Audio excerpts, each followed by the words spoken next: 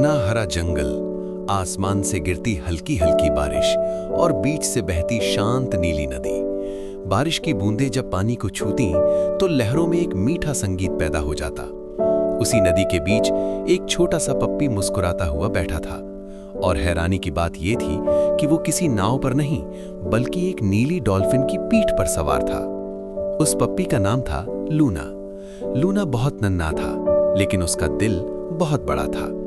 कुछ दिनों पहले वो जंगल में रास्ता भटक गया था। बारिश तेज थी, रास्ते फिसलन भरे थे और लूना डर गया था। वो नदी के किनारे बैठकर रो रहा था। तभी पानी में हलचल हुई। एक चमकदार नीली डॉल्फिन पानी से बाहर आई। उसकी आंखों में अपनापन था, जैसे वो कह रही हो, डरो मत, मैं हूं। डॉल्फिन का नाम था नील। नील इस नदी का रक्षक था। उसने लूना को अपनी पीठ पर बिठाया और धीरे धीरे नदी में आगे बढ़ने लगा।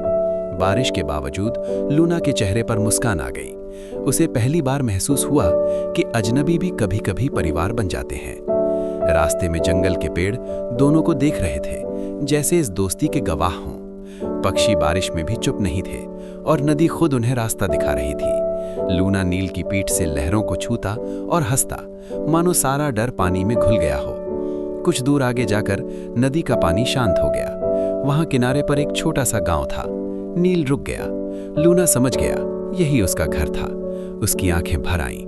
उसने अपने छोटे छोटे पंजों से नील को कसकर पकड़ लिया। नील ने हल्की सी आवाज निकाली, जैसे कह रहा हो, दोस्ती कभी दूर नहीं होती। लूना नदी किनारे उतरा। बारिश थम चुकी थी और आसमान से हल्की रोशनी झर रही थी। नील धीरे धीरे पानी में गहराई की ओर चला गया, लेकिन लूना जानता था जब भी वो नदी को देखेगा उसे ये अनोखी दोस्ती याद आएगी। और तब से कहा जाता है, उस जंगल की नदी में आज भी अगर बारिश हो तो कोई ध्यान से देखे तो एक मुस्कुराता पप्पी और एक नीली डॉल्फिन की दोस्ती की झलक जरूर दिख जाती है।